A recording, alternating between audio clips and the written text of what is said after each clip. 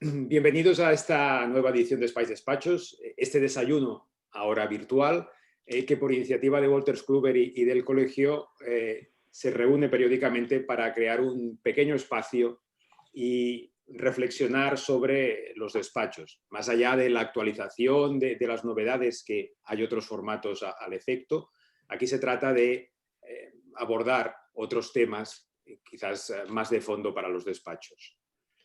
Y esto es gracias al apoyo de Wolters Kluwer. Wolters Kluwer, sabéis, es una compañía líder en el desarrollo de soluciones de software, de información y servicios para despachos profesionales y empresas.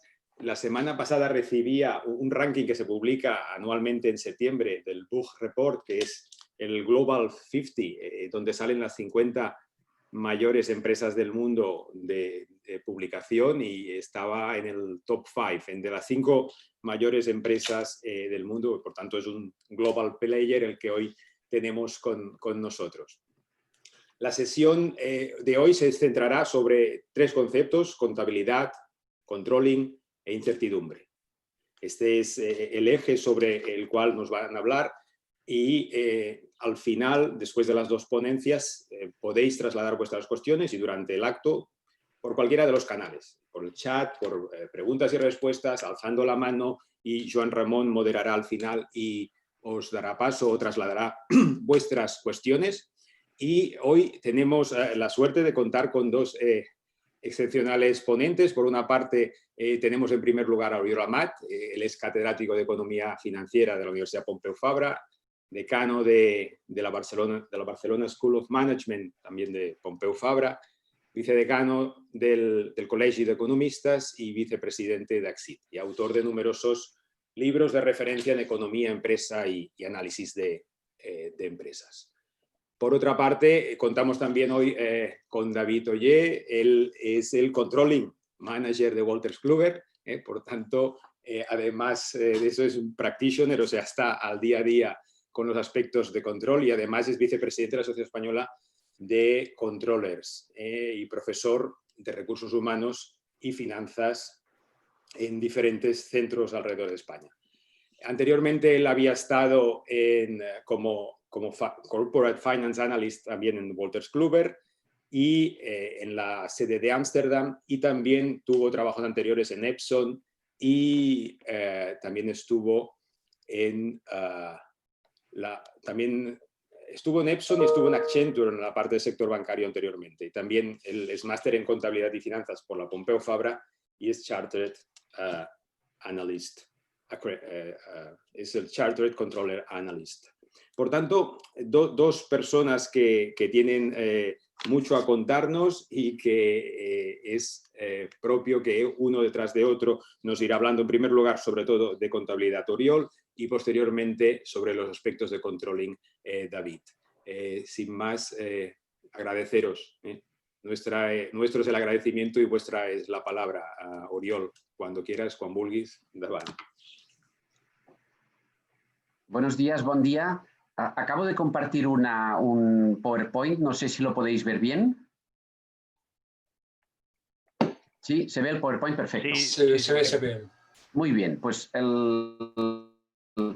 utilizaré un PowerPoint que está a vuestra atención. En el col·legi lo tiene, y antes de empezar, lógicamente agradecer al col·legi la invitación, y encantado como siempre, y también agradecer a Wolters Kluwer y especialmente a Teresa Gómez, y que es un placer, pues aunque sea de forma virtual, pues estar en contacto, y también decir que es un honor pues estar de nuevo con David Ollé.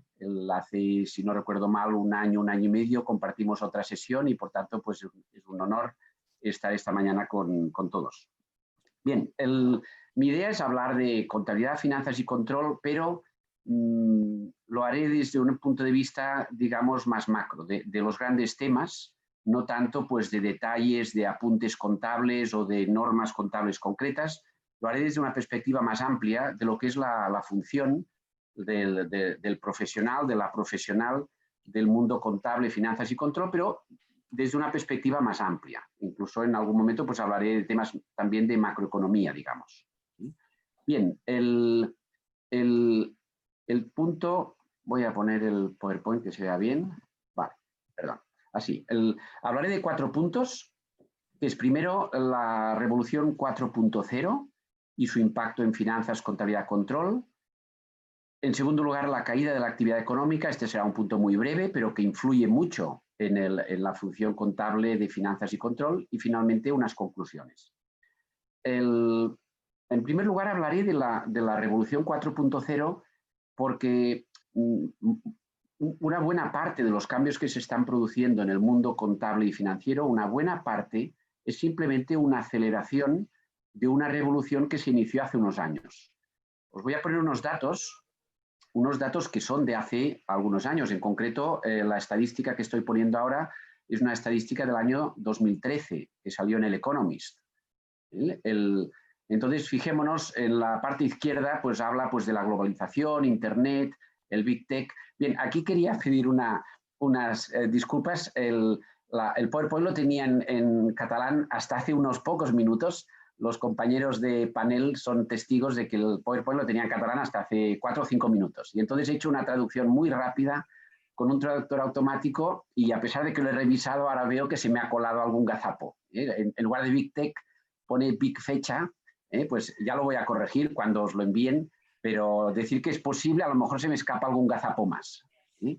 Entonces esto en realidad estaba en inglés, el Internet, pues el Big Tech, el Big Data, claro, es Big Data, estaba como Big Data y lo ha traducido por Big Fecha, perdonad. Robotics, la cuarta revolución industrial. Entonces aquí os pone una fotografía de unos camareros de un restaurante de Los Ángeles, que son robots. Bueno, quería hablar del impacto del COVID en la función financiera y contable, pero recordando que hay una gran transformación que se ha iniciado hace unos años y que impacta especialmente en nuestra profesión.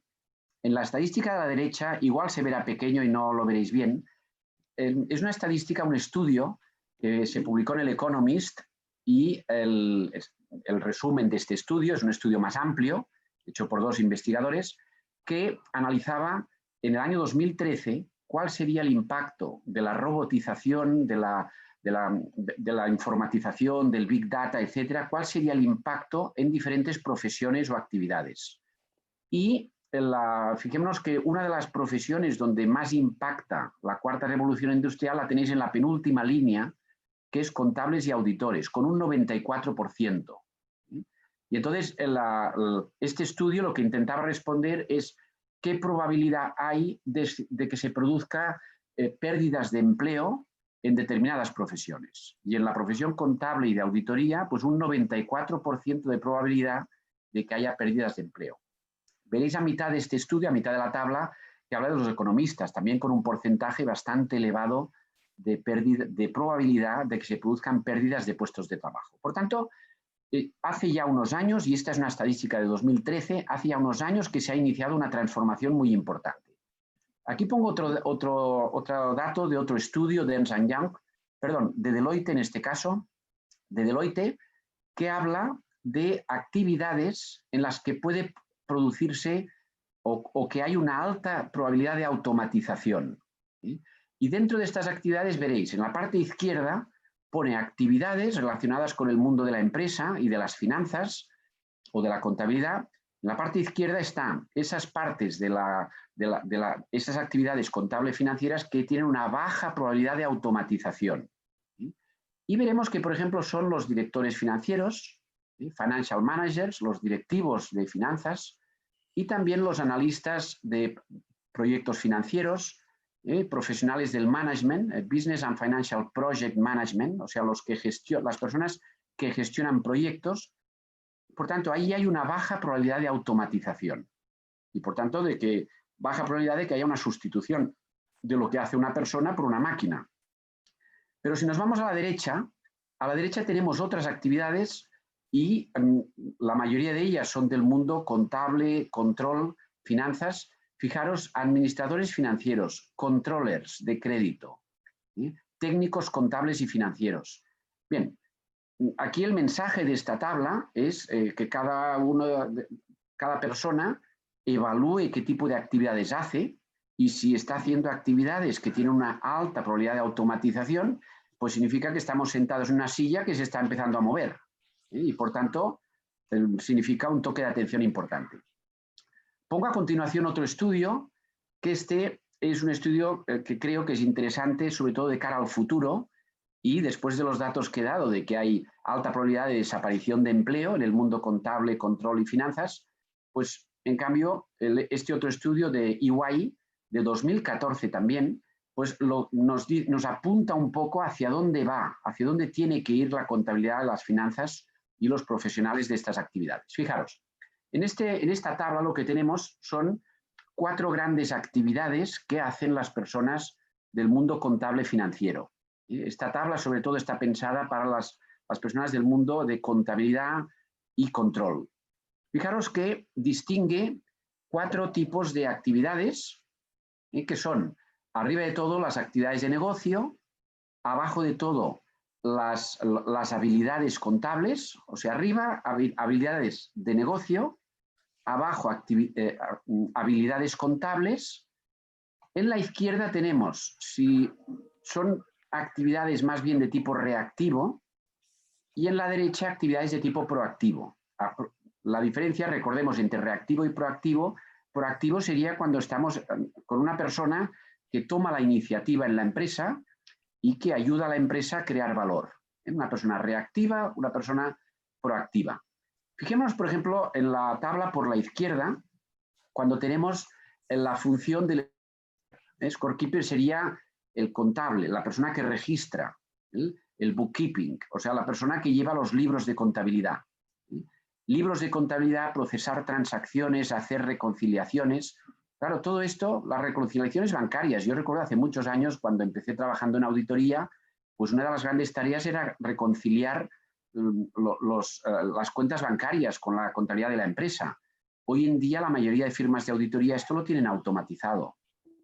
Por tanto, diríamos que en el cuadrante izquierdo por abajo, es decir, lo que es reactivo y de habilidades contables, pues ahí hay poco futuro. Hay una gran probabilidad de mecanización.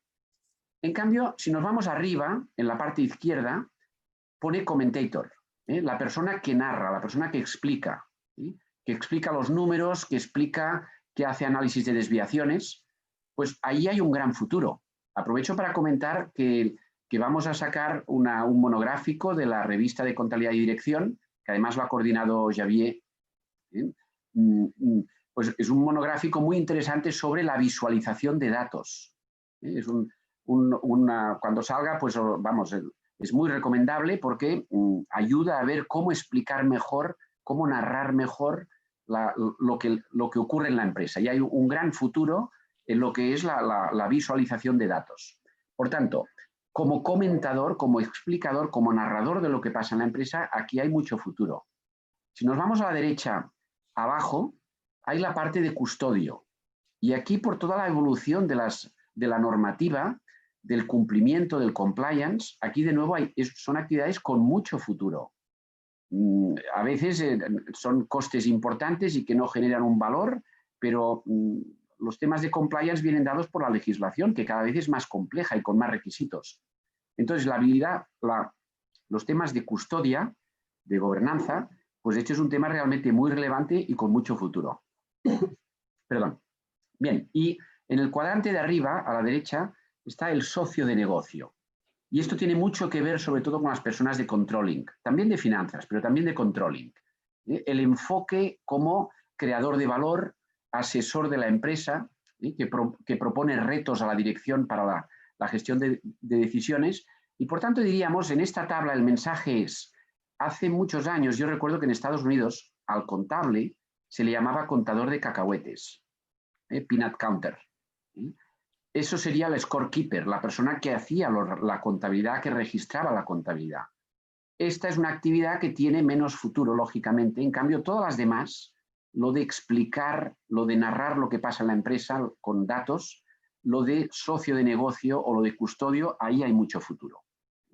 Bien, simplemente para acabar este primer punto, recordar que estas nuevas tendencias en el mundo de la contabilidad y el control conlleva fomentar determinadas habilidades.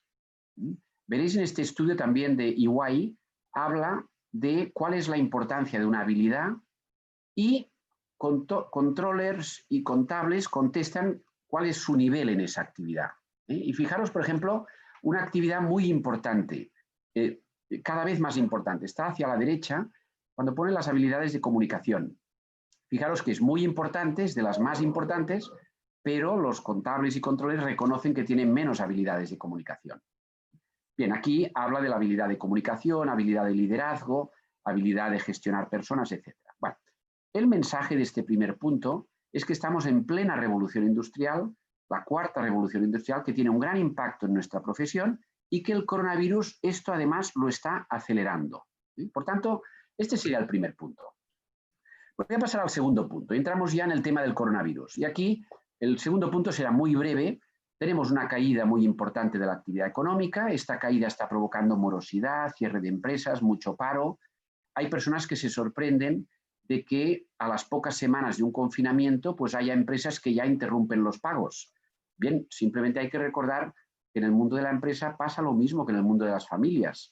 Recuerdo una estadística de hace 3 o 4 años del BBVA que decía que en nuestro país aproximadamente el 20-30% de las familias no llegan a final de mes.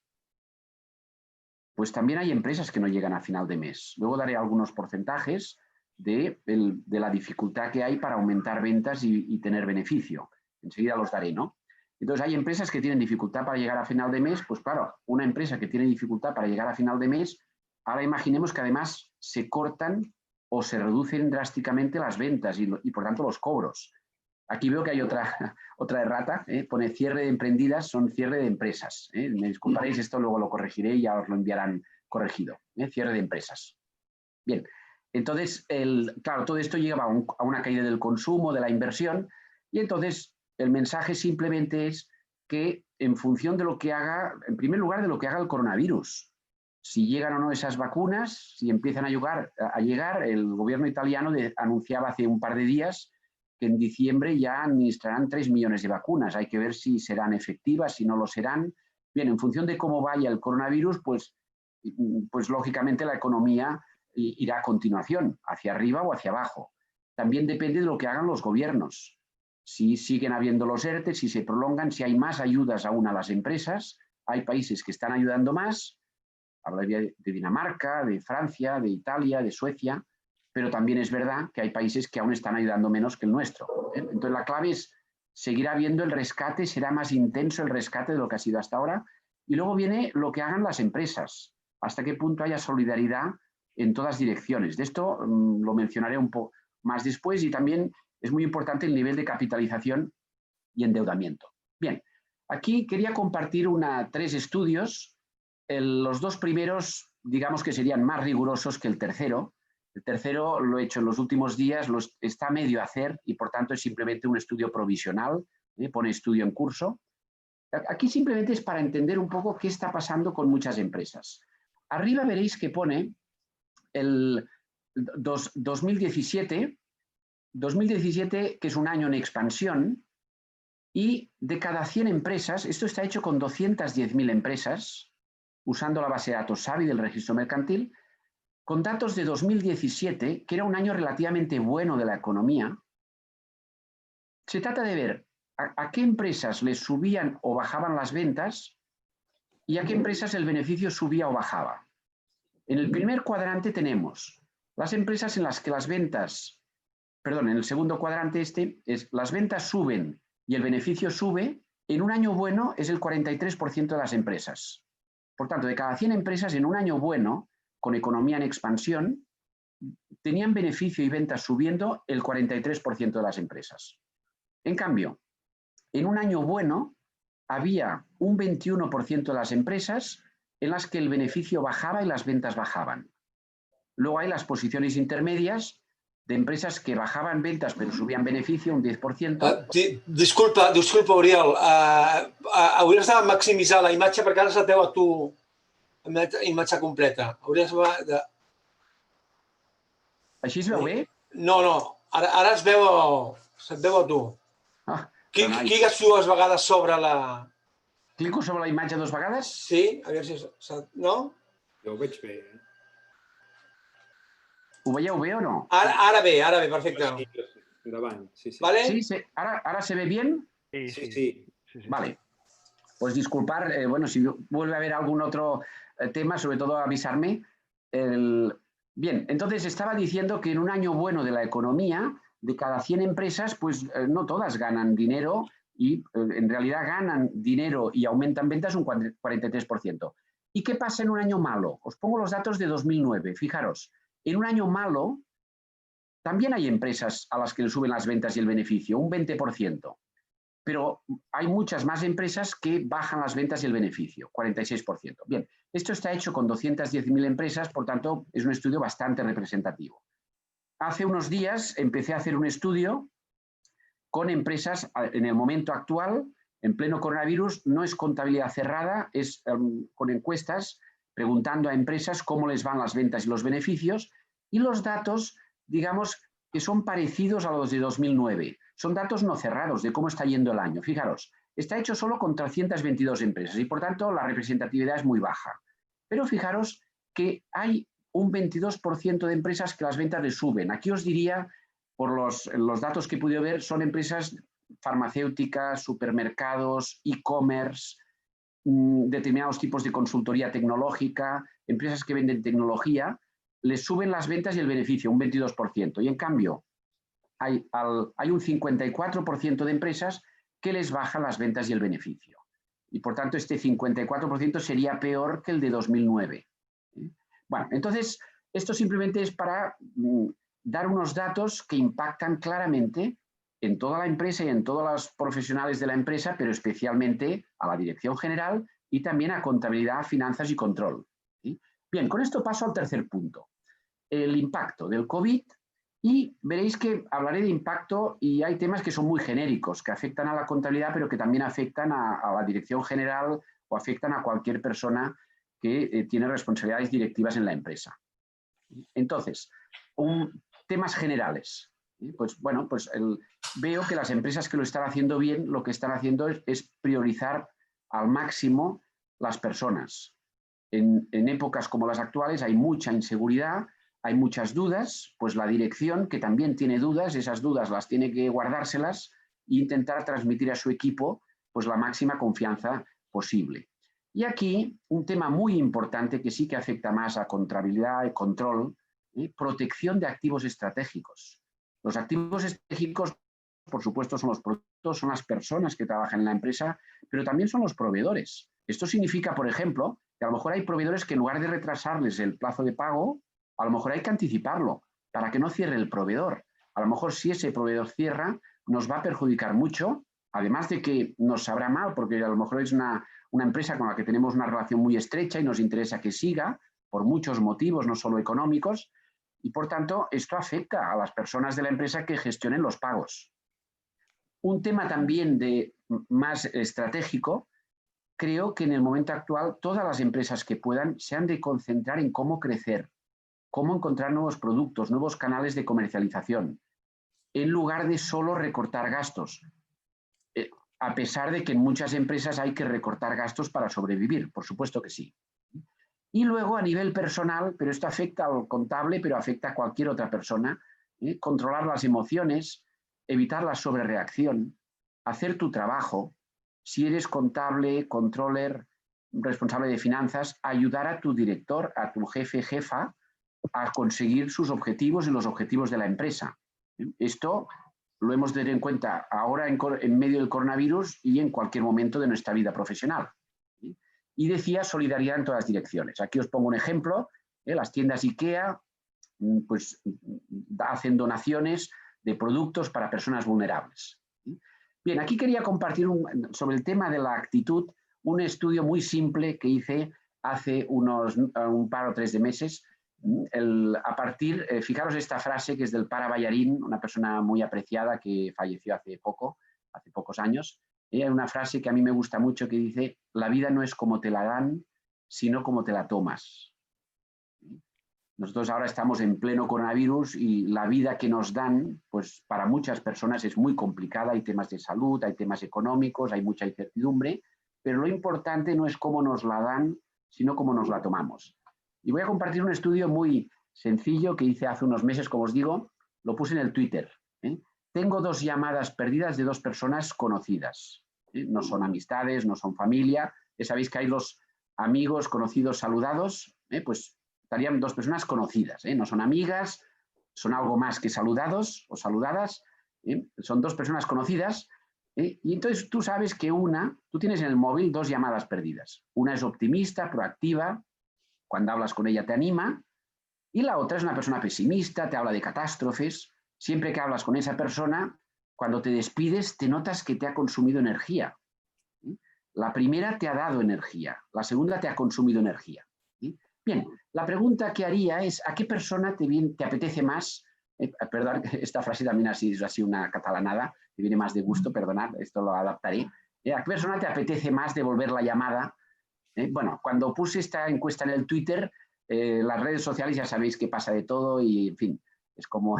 Entonces hubo quien, en fin, me dijo de todo por hacer esto, porque lo que hay que hacer es devolver las 2 llamadas y ¿qué es esto de decir primero una u otra? Bueno, pero primero has de hacer una. ¿Cuál es la respuesta? Pues el 87% de las personas contestaron esta encuesta, 418 personas, el 87% preferían hablar con la persona optimista. Entonces, bueno, esto simplemente es para que lo tengamos en cuenta. Si estamos en el lado optimista o en el lado catastrófico, pues sepamos que la percepción que tendrán de nosotros pues puede ser una u otra. Bien, aquí pongo un dato interesante, un ejemplo de una buena práctica, una cadena de supermercados, Bonpreu, que dio préstamos a sus empleados sin intereses cuando empezó el confinamiento. Y entonces vamos entrando más en temas contables. Bien, pues las personas en la empresa, sobre todo los controles, finanzas, tienen que evaluar escenarios y prepararse para lo peor y para lo mejor, otra traducción mala, prepararse para lo mejor, para lo peor, y recordar que las personas de finanzas y contabilidad, a los controles les encantan los Excels. Normalmente cuando haces una previsión optimista, una pesimista, una normal, pues hasta el coronavirus lo que hacías básicamente, tenías 3 escenarios y básicamente utilizabas el escenario medio, ni el optimista ni el pesimista, y la empresa se gestionaba a partir del escenario medio. Eso es el que se pensaba un escenario más realista, el que no era ni pesimista ni optimista. En la actualidad, yo lo que diría, y luego a lo mejor en el debate podemos comentarlo, yo lo que diría es que hay que prepararse para el escenario más pesimista, que este coronavirus dure varios años y la vacuna no funcione, y hemos de preparar la empresa para eso, y nos hemos de preparar anímicamente para eso, y también nos hemos de preparar porque a lo mejor en diciembre, enero las vacunas son efectivas y en marzo, abril la economía se empieza a recuperar y en un año, año y medio pues volvemos a estar en una situación a lo mejor similar a la que había en el mes de febrero. Lo que diría es que ninguno de estos 2 escenarios tan extremos tienen probabilidad 0 y pueden ocurrir. Por tanto, creo que en el mundo del control en estos momentos hay que trabajar con los 3 escenarios o quizá alguno más, que además hay que rehacerlos continuamente porque de repente viene un rebrote del virus. En julio todo el mundo decía que el virus se iría de vacaciones y que el temor era que pasaría en octubre y de repente llegó en julio y nos cogió a todos, pues bueno, pues desprevenidos. ¿Sí? Revisar presupuestos. Aquí veo muchas empresas y además en otros países también hablando con personas de otros países me dicen que el presupuesto base 0 ahora está en auge.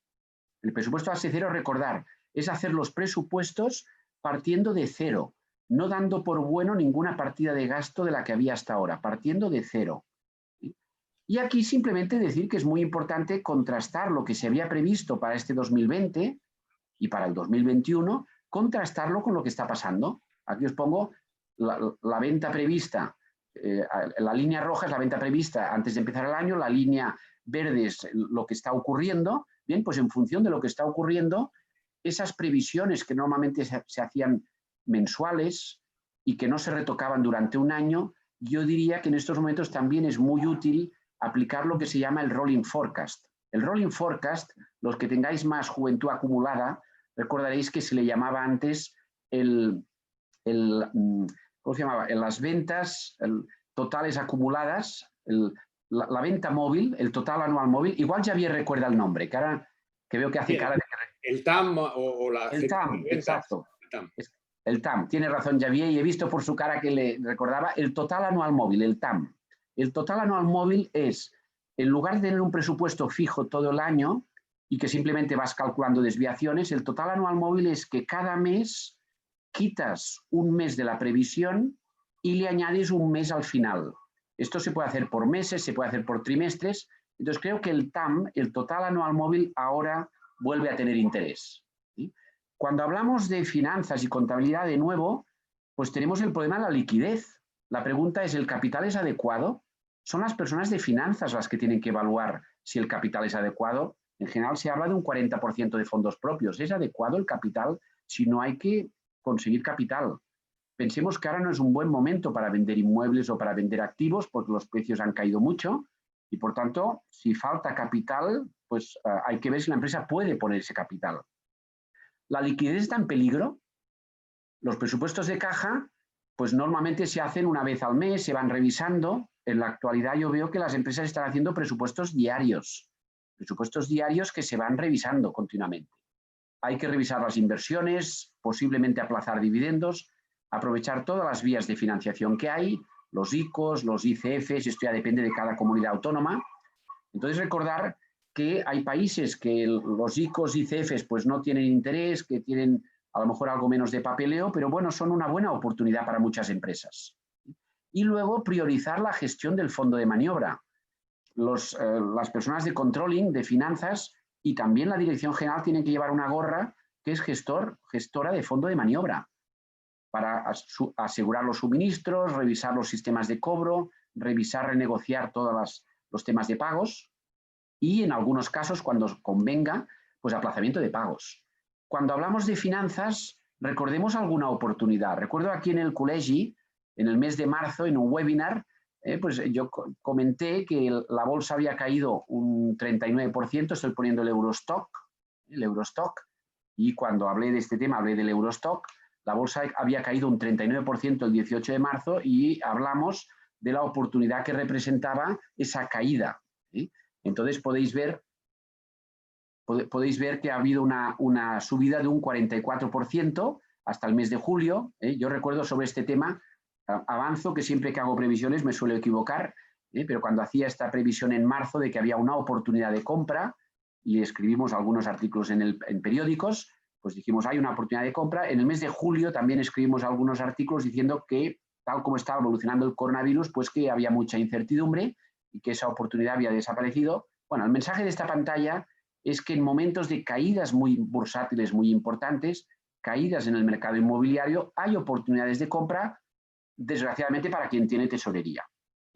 Bien, aquí os pongo un ejemplo de oportunidad de compra, pero ya ha pasado posiblemente, pues el Zoom, pues Zoom cotizaba $62 hace un año, fijaros pues cómo ha subido, pues ahora cotiza 500, por tanto hay grandes oportunidades en determinados sectores de la economía. Bien, ya empezando a acabar el punto 3 y pasando ya a unas conclusiones, pues simplemente decir que también hay otro tema que es el defender márgenes y resultados. ¿El beneficio está en peligro? ¿Podemos variabilizar costes fijos? Ahí hay otro gazapo. ¿Podemos variabilizar costes fijos? Los ERTOs ayudan. ¿Podemos aprovechar la caída de precios para comprar determinados suministros? Y luego evaluemos riesgos. Esto afecta sobre todo a controlling, a finanzas. Hay muchos riesgos a nivel de salud, a nivel de tecnología, a nivel de economía hay mucha incertidumbre. Seguramente en las cuentas anuales que estaréis cerrando o habréis cerrado, pues habréis puesto alguna nota relativa al coronavirus, a la incertidumbre, por ejemplo, en el principio de empresa en funcionamiento, pues al principio de la memoria, pues hay que hacer una referencia a si el coronavirus afecta o no al principio de empresa en funcionamiento. Bueno, también hay otros riesgos, la desigualdad en la sociedad, el planeta.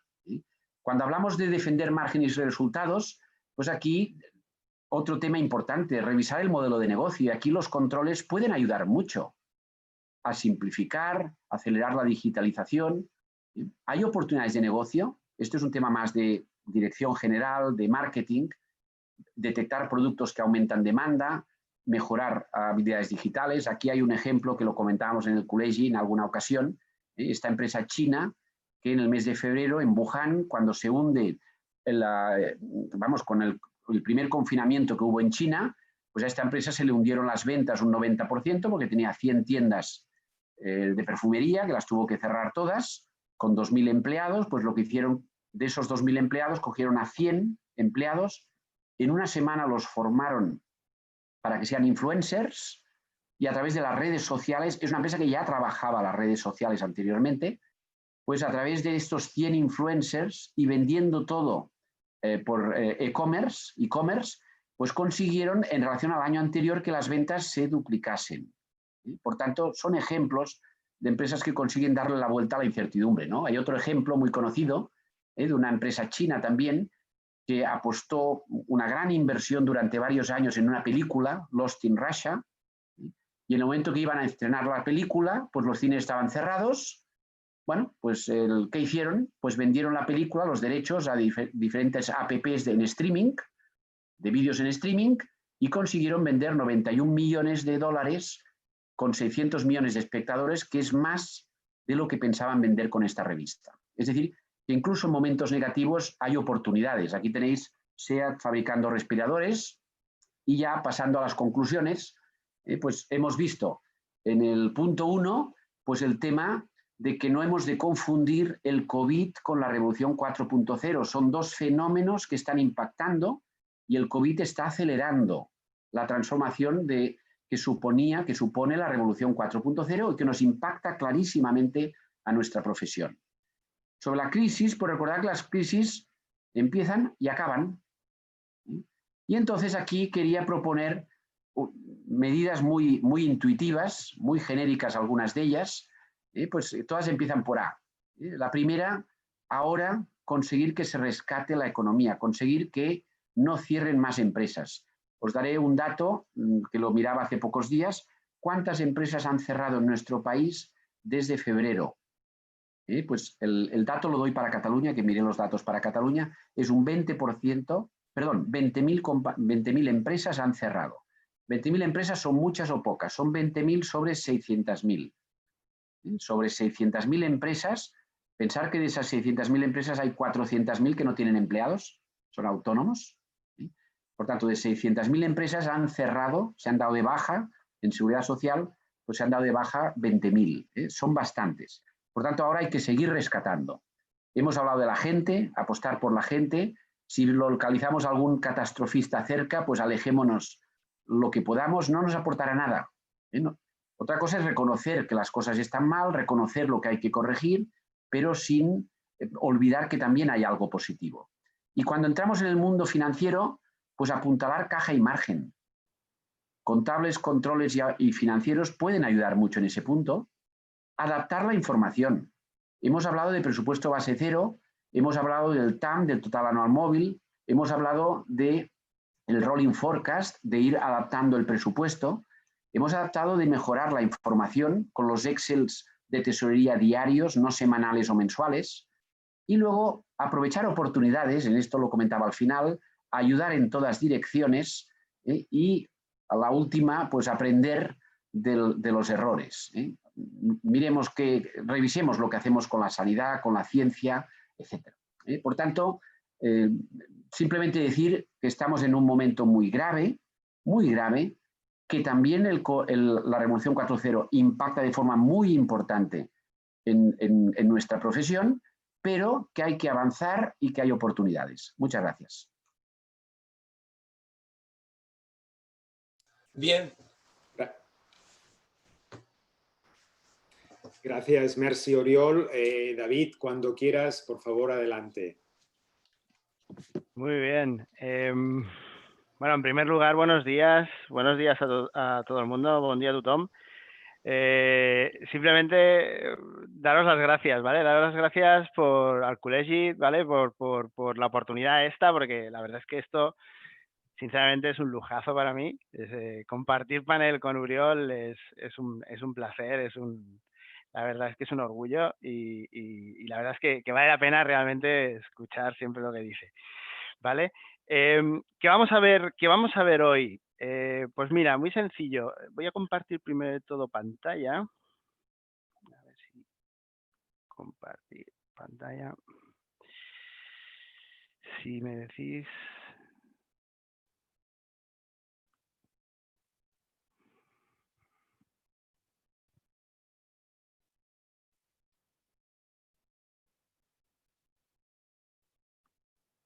ahora. Ahora entiendo que se ve pantalla completa, ¿verdad? Vale, pues bueno, lo que vamos a hacer en los próximos 30 minutos es hablar un poco de un modelo de trabajo, ¿vale? Una forma de trabajar dentro de las organizaciones.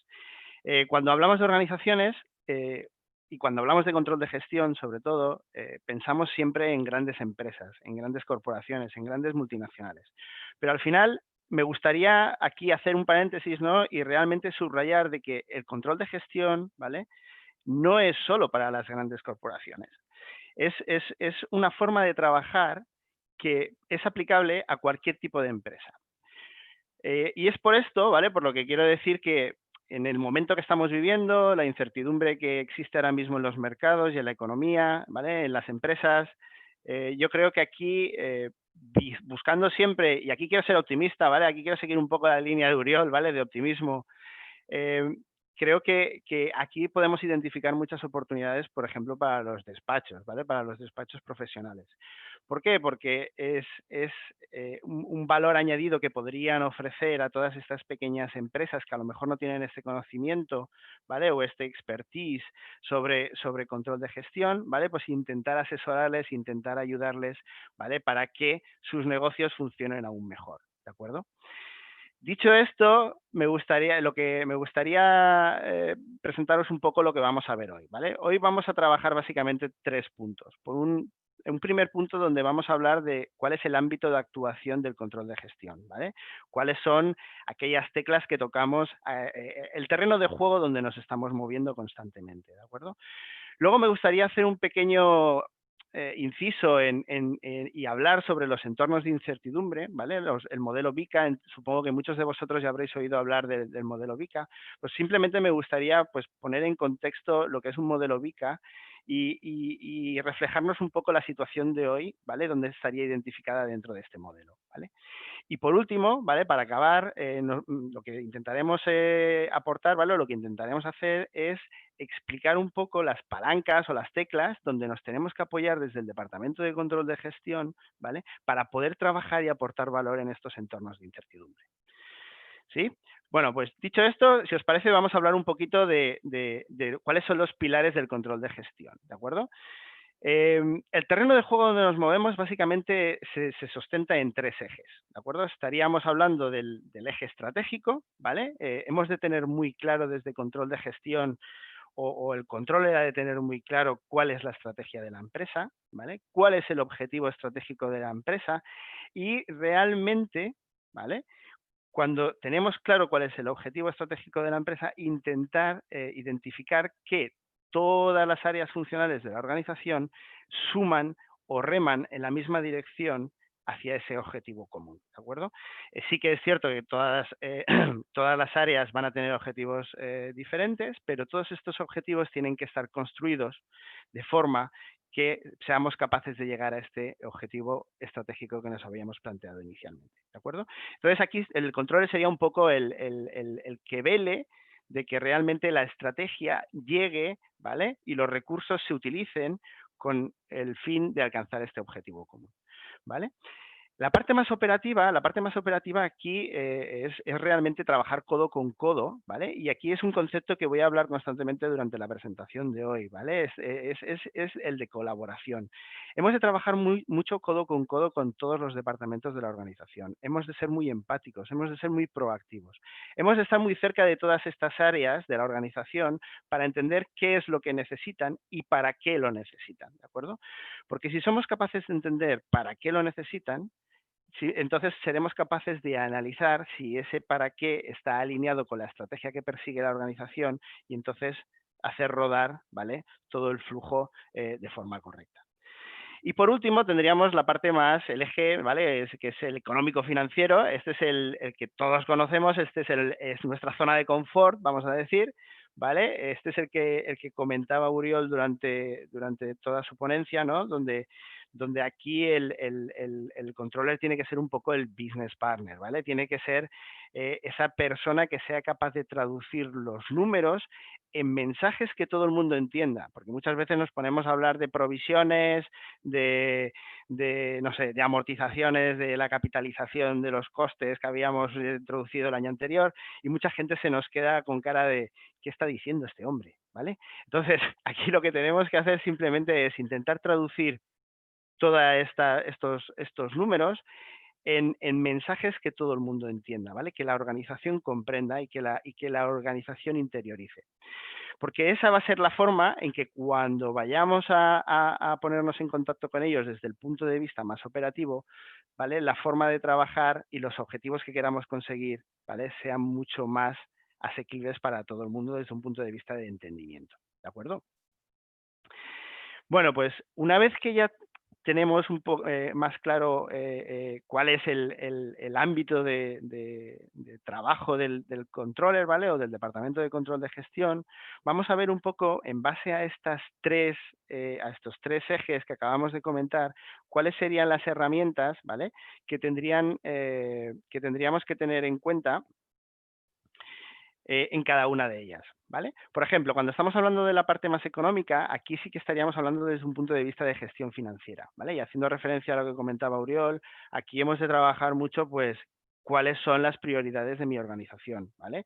Hemos de apuntalar, pues, margen y hemos de apuntalar caja, como comentaba, ¿vale? Hemos de ser un poco los gestores del fondo de maniobra, ¿de acuerdo? El fondo de maniobra, aparte de traer salud económico-financiera a la organización, nos está diciendo muchas cosas de lo eficientes y eficaces que somos como gestores de la organización, ¿de acuerdo? Hemos de tener muy clara cuál es la estructura de nuestros costes, ¿vale? Realmente hemos de ser muy autocríticos. Hemos de preguntarnos constantemente, ¿esto que estamos gastando aquí, para qué sirve? ¿Realmente lo necesitamos? ¿Vale? Y aquí nos vamos un poco a los presupuestos, ¿vale? Y a los presupuestos base cero, como comentaba Oriol, ¿vale? Son claves en estos entornos donde nos estamos moviendo hoy en día, ¿vale? No las partidas de costes que hemos tenido históricamente son válidas ahora, ¿vale? Y otra vez nos hemos de volver a preguntar el por qué y el para qué, ¿de acuerdo? Hemos de hacer una gestión de tesorería muy activa, ¿vale? Hemos de tener siempre en mente la caja, ¿vale? El juego que hacemos siempre de días de pago, días de cobro, ¿de acuerdo?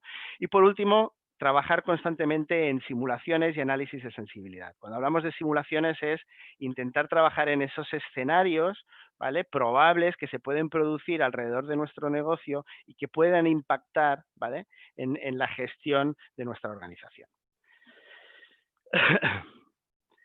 Cuando nos vamos al segundo eje, ¿vale? El eje que es más operacional, aquí donde lo que entra en valor es el dato, ¿de acuerdo? El dato es muy importante. Los indicadores clave de la organización y de cada área funcional de la organización son importantísimos. Aquí es muy importante también el apoyarnos en tecnología, ¿de acuerdo? Hemos de ser capaces de tener sistemas de información que nos ayuden a ordenar ese dato, ¿vale? Que nos ayuden a analizar ese dato. Porque si somos capaces de ordenar y analizar el dato de forma correcta, ¿vale? Nuestras predicciones futuras, nuestras decisiones de negocio, ¿vale? Van a tener un mayor porcentaje de éxito de si no lo hacemos, ¿de acuerdo? Entonces aquí me gustaría poner en contexto esto, ¿vale? Que dentro de las operaciones la tecnología tiene que jugar un papel clave. Y por último, en la cadena de valor, y cuando hablamos de estrategia, ¿vale? Desde el punto de vista de control de gestión, lo que tendríamos que tener muy en cuenta es la gestión de riesgos, ¿de acuerdo? Sabemos que un objetivo no es un camino de rosas, es un camino lleno de obstáculos en la mayoría de los casos, ¿de acuerdo? Entonces hemos de intentar anticiparnos a estos obstáculos, a estos riesgos, pero no lo hemos de hacer solos, ¿vale? Una vez más, hemos de hacerlo en combinación con el conocimiento que existe dentro de las organizaciones. El rol del control de gestión en la gestión de riesgos tiene que ser la de educar a la compañía en pensar desde un punto de vista de gestión de riesgos. ¿Por qué? Porque si somos capaces de identificar riesgos, seguramente también identificaremos oportunidades. ¿De acuerdo? Hemos de tener una gestión de proyectos correcta, ¿vale? Hemos de ser capaces de trabajar con equipos multifuncionales Y una vez más, ¿vale? Hemos de pensar siempre desde un punto de vista de innovación, qué es lo que estoy haciendo, por qué lo estoy haciendo, para qué lo estoy haciendo, y pensar si lo puedo hacer de otra manera, ¿vale? Esa mejora continua tiene que ser una de las claves de nuestro trabajo. Vale, bueno, pues todo esto obviamente tiene que venir acompañado de una serie de habilidades profesionales, ¿de acuerdo? Hemos de tener siempre, pues hemos de ser muy comunicativos, ¿vale? Hemos de comunicar constantemente, hemos de ser muy transparentes, hemos de ser capaces de trabajar con equipos multifuncionales, hemos de ser capaces de dar ese paso al frente para liderar equipos en según qué gestión de proyectos, ¿vale? Hemos de ser un poco los catalizadores del cambio en este sentido, ¿de acuerdo? Hemos de estar siempre pendientes de cuáles son los riesgos con los que nos podemos encontrar, intentar anticiparnos a esos riesgos y mediante una gestión del cambio proactiva, intentar dimensionar la organización hacia sobrepasar los riesgos que hayamos identificado, ¿de acuerdo? Bueno, pues bien, ahora que ya hemos visto un poco cuál es el terreno de juego donde nos movemos, ¿vale? Cuáles son los tres ejes principales del control de gestión, que son los tres pilares principales, cuáles son esas herramientas que hemos de tener a nuestro alcance y que hemos de ser capaces de llevar a cabo. Me gustaría resaltar dos principios fundamentales que hemos de tener muy en cuenta, ¿de acuerdo? Y que serán muy importantes para lo que veremos luego a la hora de trabajar en entornos de alta incertidumbre. Uno es la transversalidad, ¿vale? Volvemos a sacar el mismo punto. Transversalidad significa colaboración. Transversalidad significa no hemos de trabajar como una isla, como un silo. Hemos de ser capaces de romper barreras dentro de la organización.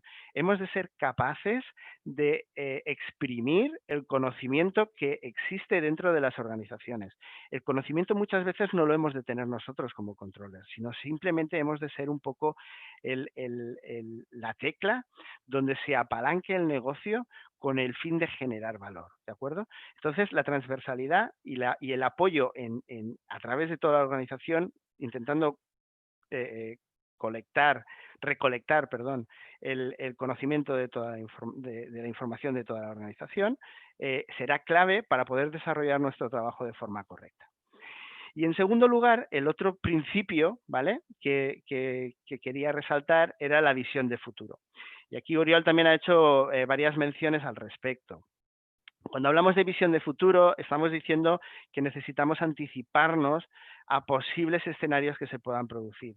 Y aquí entran en juego esas herramientas que comentaba, ¿no? Como puede ser el TAM, que es el famoso Rolling Forecast, ¿no? Que al final yo creo que lo del Rolling Forecast es algo que utilizamos más o menos todos, o el Forecast 12 meses móvil, o los escenarios de pesimista, neutro, optimista, ¿de acuerdo? Al final, lo que hemos de intentar siempre es de intentar mirar hacia el futuro, intentar anticipar qué nos puede ocurrir a nosotros como negocio en base al entorno o al ecosistema donde nos estemos moviendo, ¿vale? Y una vez tengamos estos escenarios construidos, tener muy claras cuáles son aquellas palancas que hemos de tocar para dimensionar la organización en base al escenario que se esté produciendo de los que hayamos definido previamente, ¿de acuerdo? Entonces, esta visión de futuro no se trata de tener una bola de cristal aquí en el cajón de la derecha, ¿eh? Aquí no se trata de bolas de cristal ni de intuiciones, pero sí que se tiene que, base a un análisis de la información y un análisis de la información transversal, ¿de acuerdo? Hemos de ser capaces de intentar predecir qué puede ocurrir en el futuro, ¿de acuerdo? Pues bien, dicho esto, me gustaría ahora entrar un poco en lo que es el entorno VICA. Y el entorno VICA básicamente se apoya sobre dos pilares, ¿de acuerdo? Que son los dos ejes de la matriz que os enseñaré ahora mismo. El primer pilar o el primer eje se basa en la capacidad de predicción que tenemos, ¿de acuerdo? Y el segundo eje se basa en la cantidad de conocimiento que tenemos, tanto de nuestra empresa como del mercado donde nos movemos, ¿vale? ¿Os suena esto? Predicción, visión de futuro, conocimiento, ¿vale? Es gestión del dato, indicadores, tecnología, ¿vale? Todo lo que hemos venido comentando hasta ahora. Dentro de este entorno VICA, básicamente podemos diferenciar cuatro tipos, ¿no? Uno, el de ambigüedad. ¿cuál es el entorno de ambigüedad? ¿O cuál es, en qué consistiría? Pues básicamente es aquel entorno donde la empresa no tiene ni capacidad de predecir, ¿de acuerdo? Ni conocimiento suficiente, ni información suficiente para poder hacer esas predicciones, ¿de acuerdo? Esto es un poco como el Barça ahora, ¿eh? O sea, perdonar que haga el chiste este, pero es un poco como el Barça. No sabes muy bien lo que va a pasar en cada partido, ni quién va a jugar, ¿de acuerdo? Entonces es un poco sorpresa, sorpresa. Es un poco la gestión del caos, ¿de acuerdo? Entonces, este sería un primer entorno. El segundo entorno sería el de complejidad.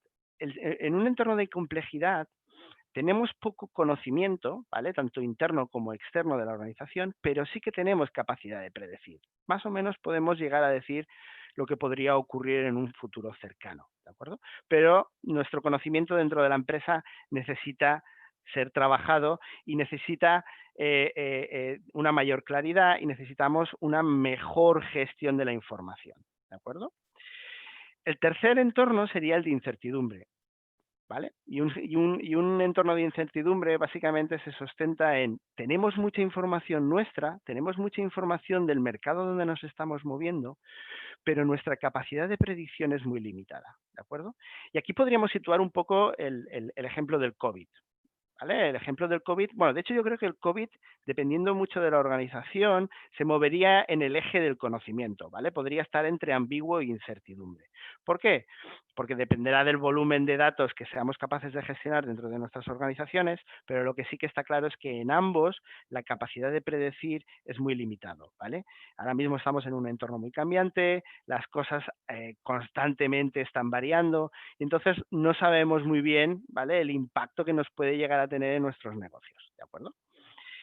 Y por último, tendríamos el entorno de volatilidad, ¿de acuerdo? El entorno de volatilidad es el entorno donde sí que tenemos capacidad de predicción, pero también tenemos información y datos suficientes como para poder realizar un análisis, ¿vale? Y aquí yo creo que el ejemplo más claro sería el de la bolsa. Es un poco lo que comentaba Uriol hace un rato, ¿de acuerdo? Básicamente es aquí vemos que la bolsa ha caído. Cuando la bolsa ha caído, pueden ocurrir tres cosas básicamente, o sube, o baja, o se mantiene plana, ¿de acuerdo? Entonces aquí tenemos que trabajar con toda la información que tenemos para intentar determinar, ¿vale? Qué sectores o qué acciones o qué índices, ¿vale? Pueden ser más favorables para nuestro tipo de inversión, ¿de acuerdo?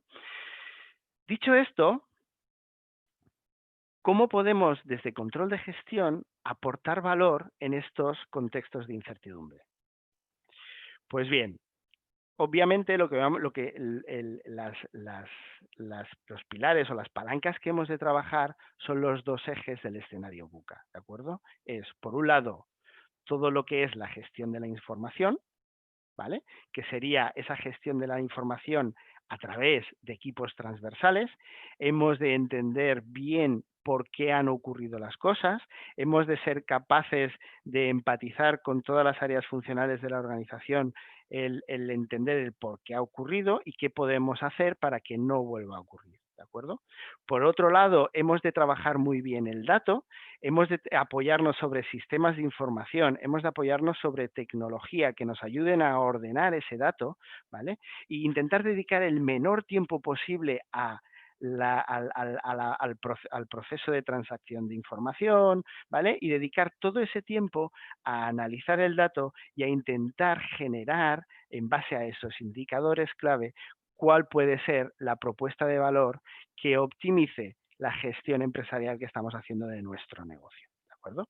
Entonces aquí sería un poco el trabajar el eje horizontal del escenario o del entorno VICA, ¿vale? VICA, VUCA, depende un poco del inglés, o, que lo encontraréis de las dos maneras, ¿vale? La diferencia es en incertidumbre, que en castellano es con I y en inglés es con U, ¿vale? Pero bueno, básicamente, volviendo un poco a la gestión de la información, es el controller lo que tiene que hacer aquí, o el departamento de control de gestión, es realmente recopilar toda la información y subrayar cuáles son aquellos indicadores que realmente nos pueden dar pistas para aportar una propuesta de valor y realmente convertirnos en ese business partner que Uriol comentaba antes, ¿vale? Convertirnos en ese business partner que sea capaz de asesorar o de generar autocrítica dentro de la gestión de la organización.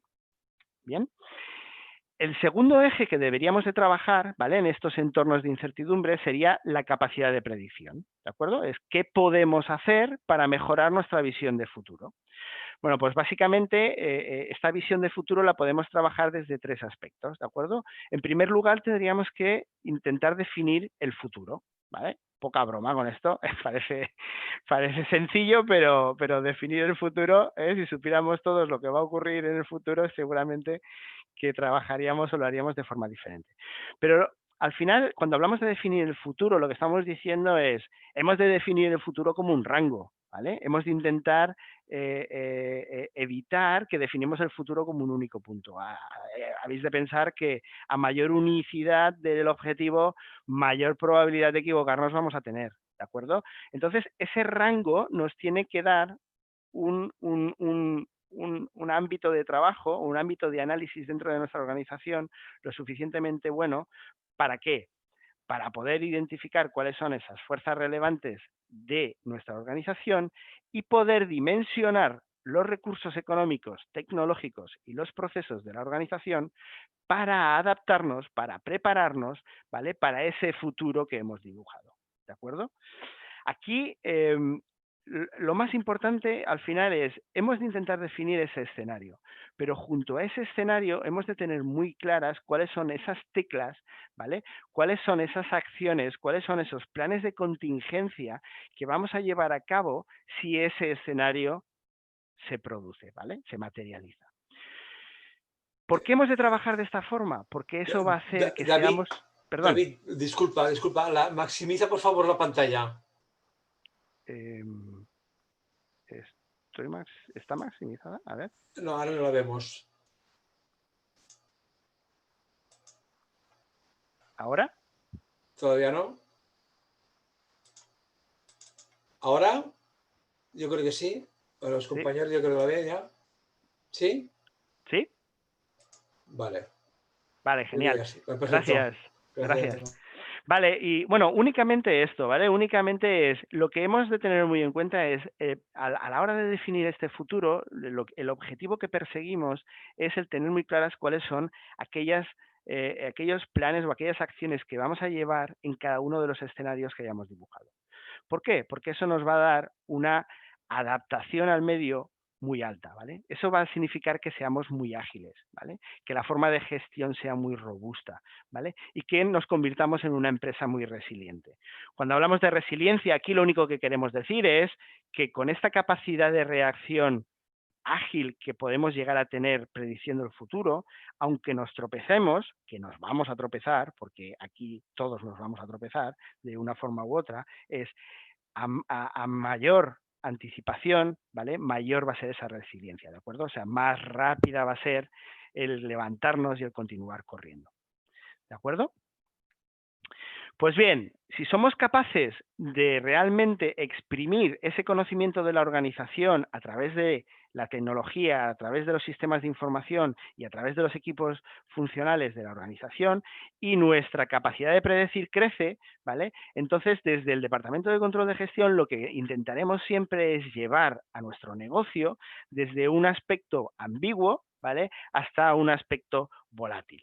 ¿De acuerdo? Es decir, que lo que queremos es tener una alta capacidad de predicción y un alto conocimiento de la información que hace referencia a nuestro negocio. Dicho esto, ¿vale? Ahora que tenemos claros cuáles son los dos pilares en los que nos tenemos que apoyar cuando estamos trabajando en estos entornos de incertidumbre, me gustaría resaltar dos principios que hemos de tener muy en mente, ¿vale?, constantemente. Uno sería la simplicidad, ¿de acuerdo? Y el otro sería el sentido común. ¿Por qué? Porque en estos entornos complejos, en estos entornos de incertidumbre, somos humanos y al final el cerebro del ser humano tiende a, en un entorno complejo, buscar una solución compleja, ¿vale? Y no siempre es así, ¿vale? Y os voy a mostrar un ejemplo, ¿vale?, que me gusta enseñar, donde realmente pone o refleja muy claramente el sentido común y la simplicidad que hemos de intentar llevar a cabo dentro de nuestras empresas. ¿de acuerdo? O sea, esto que tenéis en pantalla ahora mismo es un bolígrafo que inventó la NASA, ¿vale? Cuando empezaron a enviar los primeros cohetes al espacio. ¿Qué ocurría? Que cuando llevaban los primeros cohetes al espacio, los bolígrafos, los bolígrafos normales, por el efecto de la gravedad, no funcionaban, ¿vale? No escribían. Entonces, claro, en la NASA estaban muy preocupados. Hostia, ¿cómo puede ser que nuestros astronautas no puedan escribir los datos clave que tienen que recompletar en los viajes al espacio y demás? Entonces, se enzarzaron ahí en un proyecto, en un macro proyecto, ¿no? De tenemos que inventar el bolígrafo que escriba en el espacio, ¿no? Inventaron un bolígrafo que tenía un gas, que ese gas empujaba la tinta hacia abajo y una bola al final que evitaba pues, que no saliera disparada esa tinta, ¿no? Es decir, que entraron en un modelo de trabajo complejo, en un modelo que aparte de ser complejo fue caro, porque fue un proyecto donde tuvieron que destinar mucho dinero, ¿de acuerdo? ¿Qué ocurrió? Que en este caso los rusos les ganaron la partida, ¿de acuerdo? Y aquí entró los dos conceptos, el de simplicidad y el de sentido común. No hacía falta meternos en un proyecto de inventar la rueda, no teníamos que realmente inventar el bolígrafo del espacio. Si ya teníamos lápices, los lápices de mina con un sacapuntas de toda la vida, hubiera escrito tanto en el espacio como en la Tierra, ¿de acuerdo? Entonces, este yo creo que es un ejemplo que, aparte de gracioso, es como muy clarificador, ¿vale?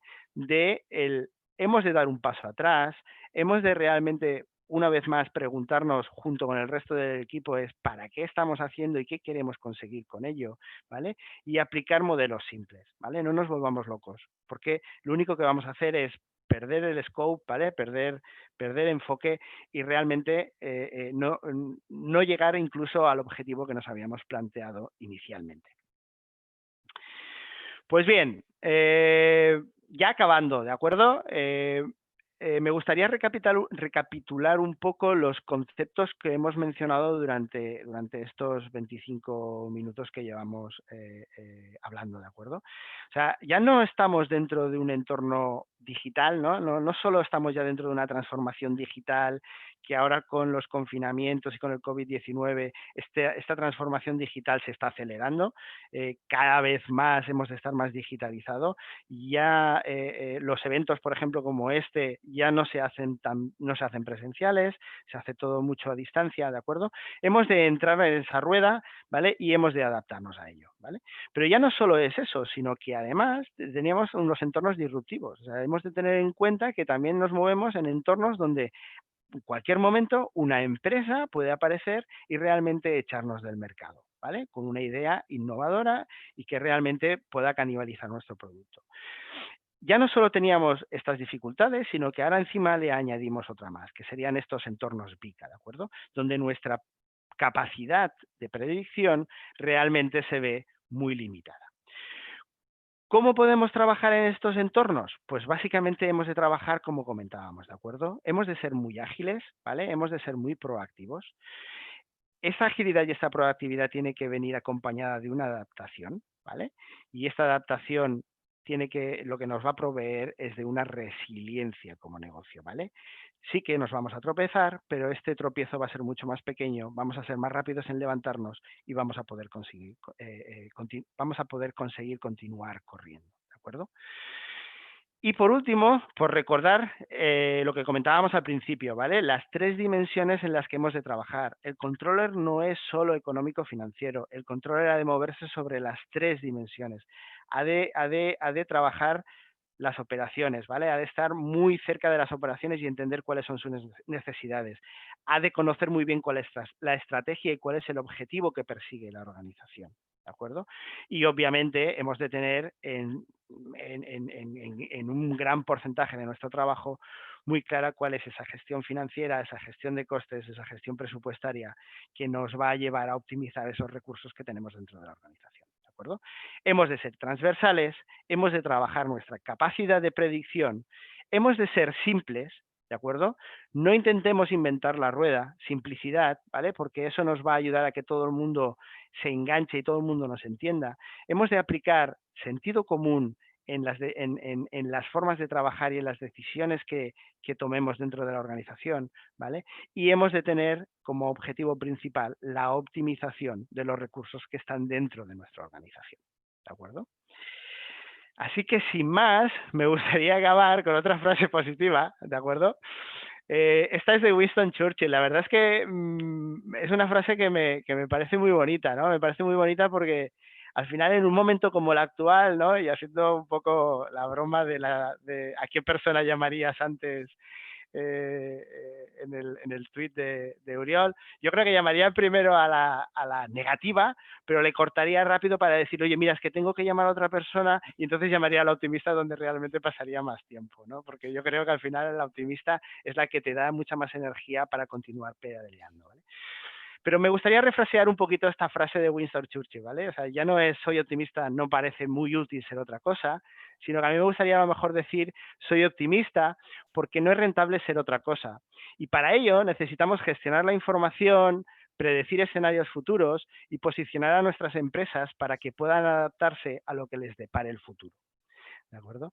Así que, sin más, me gustaría daros las gracias por haberme escuchado y si tenéis alguna pregunta, pues estaré feliz de poderos contestar a cualquier duda que pueda surgir.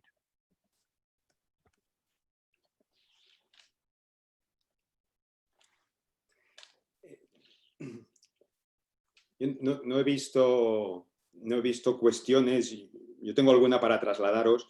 Antes de nada veo que hay una coincidencia, que ambos coincidís en el optimismo, esa O de optimismo que coincide con la O de Oye y la O de Oriol. Yo creo que ahí está la síntesis y, bueno, yo creo que habéis hablado de las cajas de herramientas. Decían alguien que los economistas y por extensión contables lo que teníamos básicamente era una caja de herramientas. He hablado de la previsión de tesorería, del TAM, del rolling forecast, del presupuesto base cero, del cuadro de mandos, del análisis de escenario. Hay un montón de herramientas y también de ampliar la mirada, ¿no? de hacer bien ese análisis. Entonces, recuerdo que había una persona que decía, es que hay que gestionar en esta situación de crisis las 3 Cs. La C de la caja, la C de los costes y la C de los clientes. Y hoy David nos ha añadido otra que es la 4ª C, que es de codo con codo, ¿no? La colaboración entre las personas. Entonces, bueno, yo después ya de haber hablado del presupuesto base cero y de cómo trabajar con gravedad cero en el espacio y encontrar soluciones, lo que os quería preguntar es, a la hora después de utilizar esas herramientas y haber hecho el análisis hay que comunicarlo, pero en el análisis, ¿cuáles creéis que son los sesgos de pensamiento más importantes de contables y de controllers?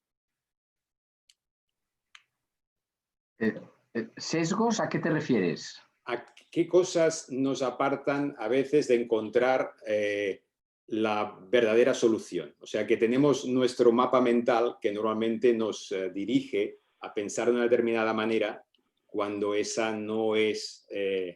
un sesgo que a lo mejor puede ser el conservadurismo, siempre buscar la solución más prudente por parte del contable. O sea, ¿qué cosas nos afectan a la hora de hacer el análisis a nosotros que tenemos una formación como contables, como controllers, como economistas?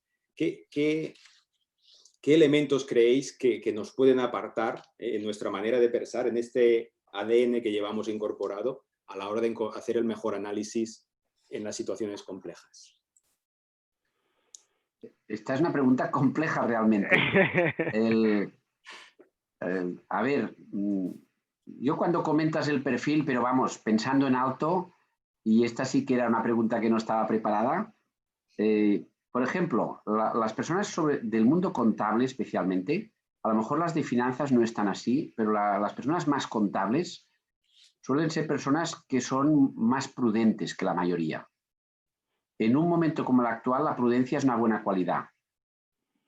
Cuando hablábamos de proteger tesorería, proteger margen, costes, etcétera, la prudencia que suele tener el arquetipo, la personalidad de una persona con mentalidad contable, esa sería una cualidad de mucha ayuda ahora. Por otro lado, el contrapunto que se me ocurre es, a pesar de que hay una disciplina, la contabilidad creativa, el maquillaje, la contabilidad creativa, siempre se dice que las personas del mundo contable podía ser distinto para los controllers y finanzas, pero siempre se dice que la persona contable normalmente igual es una persona, depende de cada una, pero puede ser menos creativa. Diría, por ejemplo, una persona de marketing, por ejemplo, comparado con una persona de contabilidad, yo diría que la persona de contabilidad tiende a ser más prudente. A veces yo recuerdo reuniones, ¿no? Que cuando podíamos ir a un bar y había una persona de marketing, una persona de contabilidad, pues ¿quién pedía la infusión? La tila, pues, ¿y quién pedía el cubata? Pues el contable o el de marketing. Yo diría que el contable suele ser una persona más prudente, al mismo tiempo, quizá por la persona, claro, tiene que ser una persona ordenada, una persona... Entonces esto lleva a veces a menos creatividad. Pero diría que en el mundo del control y finanzas ya no están así. Bueno, es una primera reacción a la pregunta que planteabas. La prudencia en positivo y a lo mejor en momentos actuales conviene más creatividad. Pero es verdad que las personas de controlling, las que conozco, son personas muy creativas. No sé si David, a ver cómo entoma. Sí, esta... yo... Sí, la verdad es que estoy totalmente de acuerdo contigo, Uriol. La verdad es que me gustaría añadir un poco quizá lo que he intentado transmitir, ¿no? El preguntarnos siempre el para qué hacemos las cosas, ¿no? Yo creo que el sesgo es, hemos de intentar evitar esto lo vamos a hacer de esta manera o lo vamos a analizar de esta manera porque siempre lo hemos hecho así. Y esto es muchas veces y aquí yo creo que es la no creatividad que comentas, ¿no? Muchas veces tenemos una forma de trabajar, siempre lo hemos hecho así y nos cuesta mucho cambiar esa forma de trabajar. Entonces, cuando en estos momentos lo que nos están pidiendo, o sea, lo que nos pide el mercado, lo que nos piden los clientes, lo que es lo que hemos hecho hasta ahora y en la forma en que lo hemos hecho, igual no nos sirve. Y hemos de plantearnos otras maneras, ¿vale? Entonces, yo creo que aquí sí que tenemos que ser un poco disruptivos. Y esa disrupción tiene que venir desde una forma de pensamiento de realmente preguntarnos y ser críticos en el cómo estamos haciendo las cosas. Y yo creo que aquí sí que este sería un poco el sesgo que deberíamos de romper, ¿no? El realmente no aceptar las cosas por como son, sino simplemente el intentar entenderlas, mejorarlas y realmente abrirnos como departamento, porque muchas veces el departamento de contabilidad le cuesta mucho ir va con una facturita al departamento de marketing y dice, oye, ¿en qué os habéis gastado? Vaya fiesta que tuvisteis ayer noche, ¿no? Y no es solo eso, sino también es, pues eso, ¿no? Intentar entender por qué hubo esa fiesta, qué era lo que se perseguía detrás de esa fiesta, porque muchas veces el contable se queda con, vaya fiesta que se han pegado. Cuando a lo mejor esa fiesta era pues, encarada a clientes, etcétera, etcétera, etcétera, ¿vale? Entonces es un poco esa colaboración y el dejar de hacer las cosas porque las hemos hecho siempre así. Comentaban una empresa que lo que hacía la primera semana cuando incorporaba a una persona, fuera un contable, por ejemplo, lo llevaba con 2 semanas a vender con el vendedor.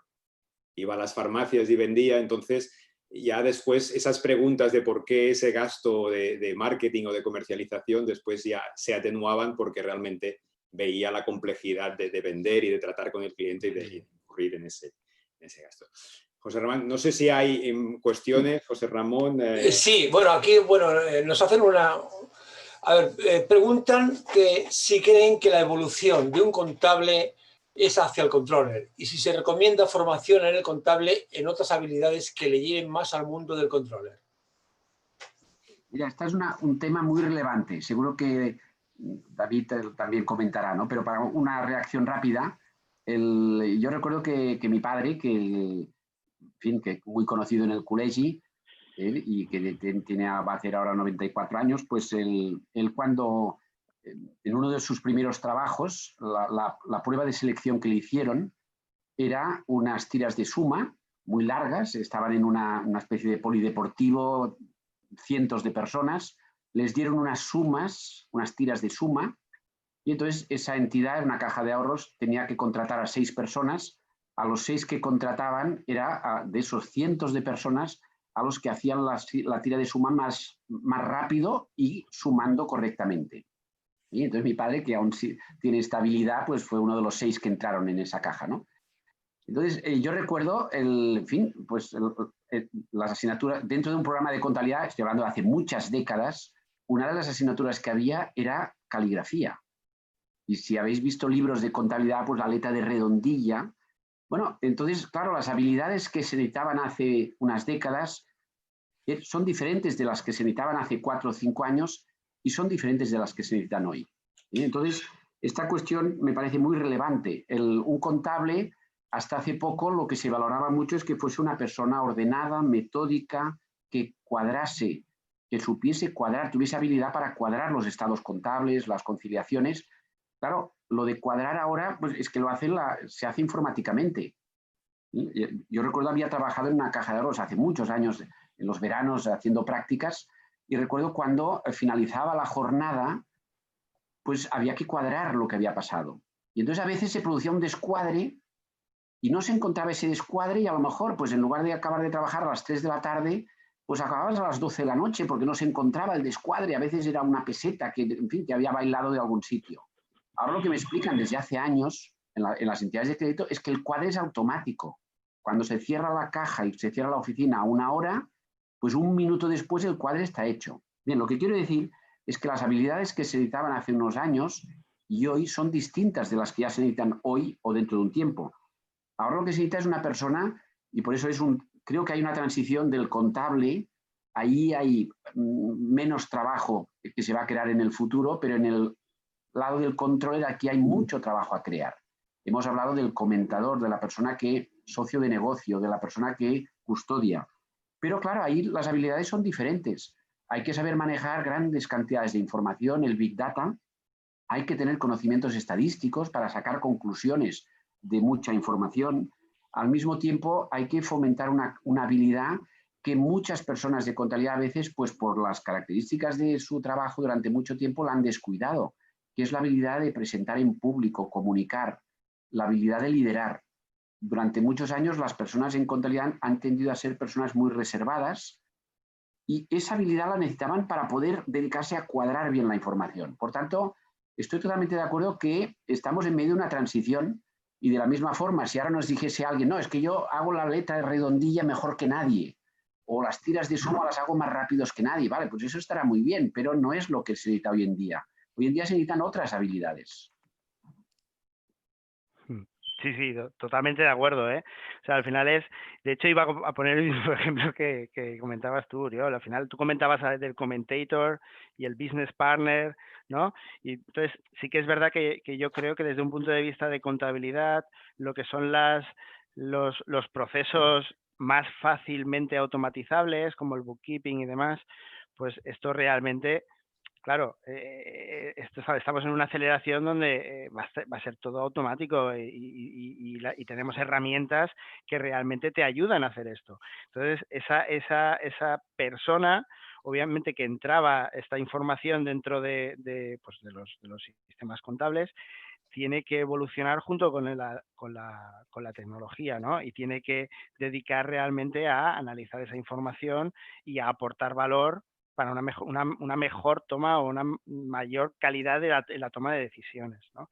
Entonces, no sé si el contable tiene que ser controller o controller contable. Yo creo que al final yo creo que es un círculo que se retroalimenta. Yo creo que el conocimiento contable es necesario, es básico, es un pilar fundamental. Pero adicionalmente a este conocimiento contable tiene que haber esas habilidades personales que comentaba Oriol, ¿no? Es un poco el liderazgo, el realmente dar ese paso adelante y ser capaz de trabajar con equipos multifuncionales, intentar generar dinámicas de trabajo dentro de la organización, ¿vale? Que nos ayuden a realmente apoyarnos de su conocimiento, porque al fin y al cabo el conocimiento está en el negocio, ¿no? Y si somos capaces de extraer ese conocimiento, vamos a ser capaces de realizar un mejor análisis estadístico, un mejor análisis del dato que vamos a tener trabajado desde un punto de vista mucho más automatizado. Quizás una última cuestión en línea con lo que apuntaba Oriol. Decía Juan José Sotelo, nos pregunta, ¿nos sorprende que los contables, en paréntesis, los que entran a cientos, continúen haciendo su trabajo básicamente en los mismos términos que hace 30 años?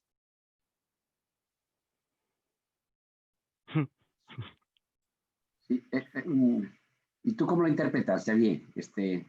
Sí, es verdad, este comentario es muy...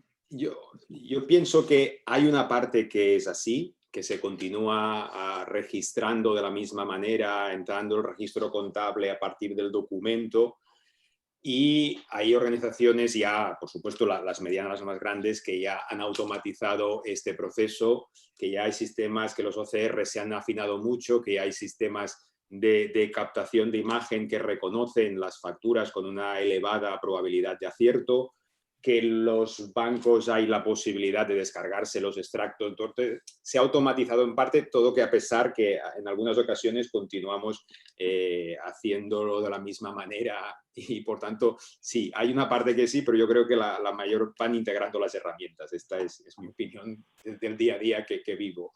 No sé, David, sí. Hombre, esto es un poco como los que, ¿no? También hay negadores del COVID, ¿no? Los negacionistas del COVID. Pues al final es intentar negar o intentar no quererse subir a un carro que está en marcha, ¿no? Es un tren que ha arrancado y el tren de la digitalización está aquí. Y hoy tenemos el ejemplo muy claro, ¿no? Estamos en un evento totalmente digital, ¿no? Donde nos tenemos que hacer el café nosotros. Entonces, porque normalmente el café siempre está puesto.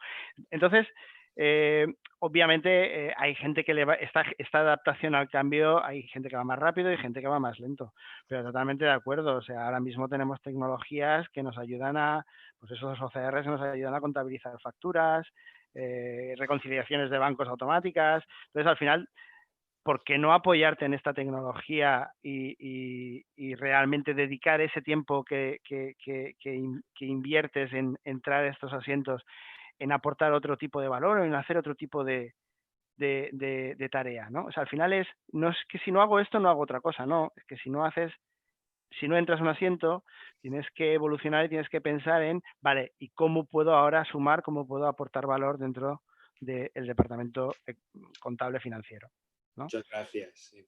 David, permitirme, pues son las 11 la hora prevista, agradecer a Teresa Gómez de Walters por impulsar el acto y este SPY, a José Ramón Salvador que nos da su apoyo y nos modera, y a David Ollé y a Oriol, que es un placer enorme poderos escuchar, de verdad. Muchísimas gracias. José Ramón, si no hay ninguna otra cuestión, podíamos dar el acto. Nada más. Va a estar disponible en las presentaciones de David y de Oriol. Ya comentarás el formato, cómo serán o que escriban, ¿no? para solicitarlo. Y agradeceros a todos